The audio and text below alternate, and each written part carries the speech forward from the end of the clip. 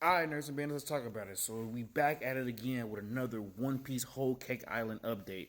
And I ain't gonna lie to y'all, it's not looking good for the Straw Hat. But before we get into the video, if you guys do not mind, please like, comment, share, follow for more. I would really appreciate it. Thank you. And we're almost there. We almost there to Wano, almost there to catching up. So thank you all that have been riding with me through this whole journey. But with that being said, let's talk about Big Mom. So where we last left off, literally the whole plan that Beiji has set up failed. The rockets were destroyed, the mirror was destroyed, and now you have Big Mom, all of her children, literally there saying, all right, it's time to take y'all out for doing what y'all tried to do. So of course, what's the only reasonable thing to do?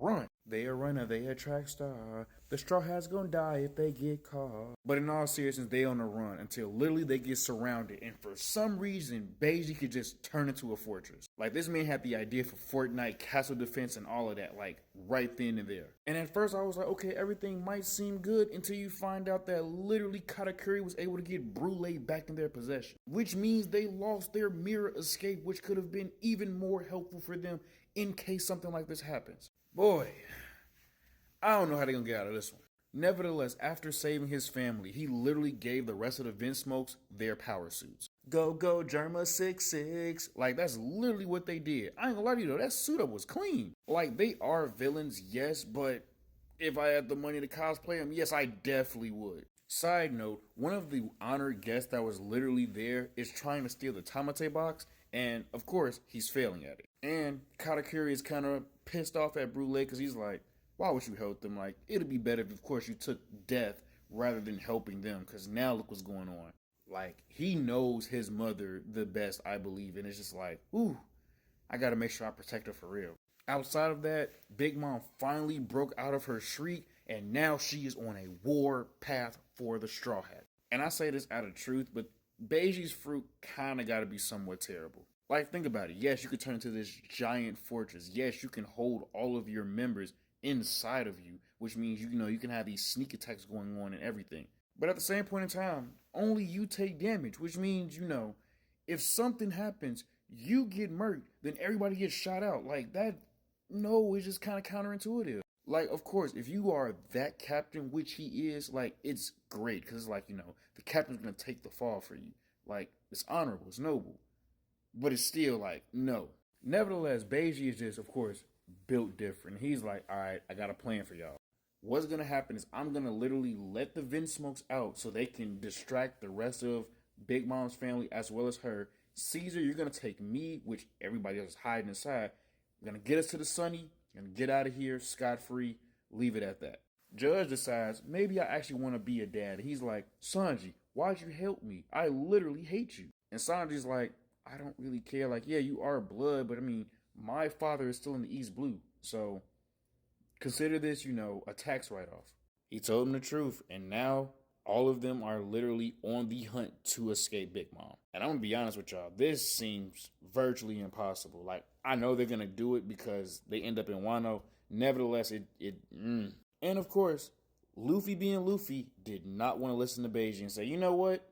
I'm going out there too. I'm gonna go square with Big Mom. Like, my God, you are fighting a Yonko. Please understand this is not as easy as you think it's gonna be. Nevertheless, the guy that literally is trying to steal the Tamade box, he's like, what's inside of it, gets assassinated by another honored guest and CP0 member, Stussy. And I only remember her name because, it's right there. But we don't really see a lot of them, so that's why. Unfortunately, though, the box falls. And as it falls, it literally creates an explosion that looks like it could have wiped out all of Whole Cake Island. Which goes to show that if Big Mom opened that box during the wedding, bro, she would have been cooked. The rest of the members would have been cooked. Like, there was no stopping that type of power. I digress. Big Mom starts running fade with Judd, which he is then quick to find out that he is very, very much outclassed. And the way she sat there and hit this lightning bolt on him, you would have thought she was Zeus from God of War 3. Man, GG's. I know he's not dead, but still, like, damn, that was a beating. Nevertheless, Brule is back and, of course, doing her usual shenanigans. And Jinbei offers up the fact that the rest of them need to go help in order for them to escape. Before that can happen, though, the explosion that box created literally is knocking over the whole chateau, causing everybody to roll over and fall literally off the top. Which, for anybody normal that's not an anime character, you fall from that height, kersplat. You become strawberry jam in an instant. The head chef, though, literally his ability is to create anything that he cuts or touches into food. So he actually made it from a regular building into cake, so everybody had a soft landing. Except for him, though, because he hit nothing but building.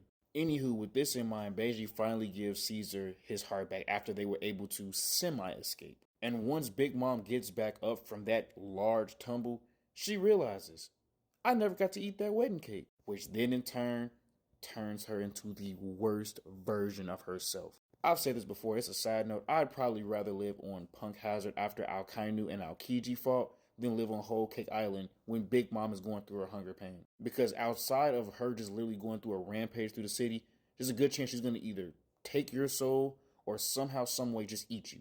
And as all of this is happening right now, Mr. Licky Tongue himself sits back and says, hey, Big Mom, we still do have the wedding cake. It's just the fact that the Straw Hats took it, so you gotta go after them and go get it. And Big Mom becomes ungodly unreasonable because she said, if you're lying, your soul is next. Again, she is anime Shang Tsung, at least for now.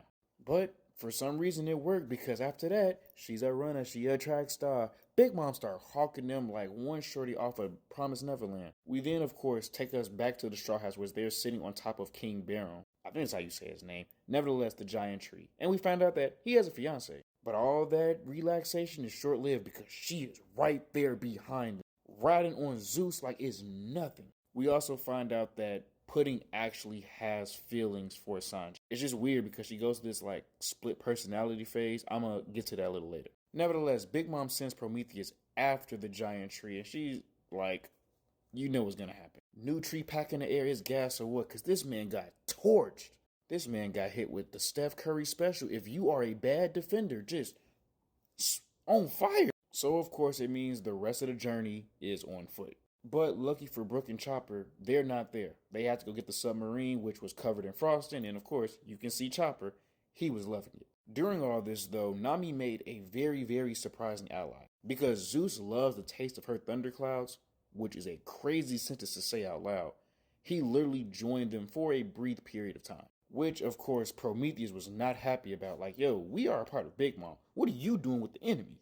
During this whole time, Luffy, thinking that everything, of course, is punching right now, decides, oh, he must be a Logia. Just use Haki and boom, knock him out. Which at first I thought he succeeded at because I'm like, oh, he's back to the happy son. But that was very much short-lived. Jinbei basically just told Luffy, like, look, he's just a giant ball of fire. Like, literally, throw water on him.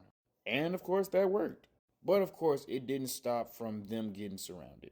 But all of those thunder eggs that Nami was feeding Zeus, yeah, seem to be paying off. Because that Zenitsu from the top of the sky literally hit Big Mom with full force. That I'm like, bro, everybody in that vicinity should be murked. Or there should at least be like a giant crater or just no trees whatsoever in that area. But I digress.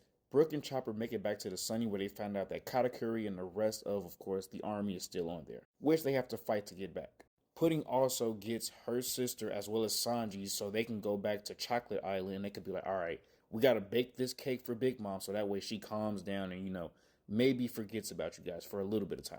Unfortunately, throughout that battle, though, Mr. Licky Tongue sat there and captured Brook and Chopper. And because they're encased in candy, if they stayed in there too long, they would die. Which, based on anime logic, they're going to survive it. The Straw Hats finally pull up to the Sunny and notice what's going on, and Mr. Licky Tongue himself sits there and creates this giant candy wall. They break through it, of course, and Pedro decides to run a fade with him.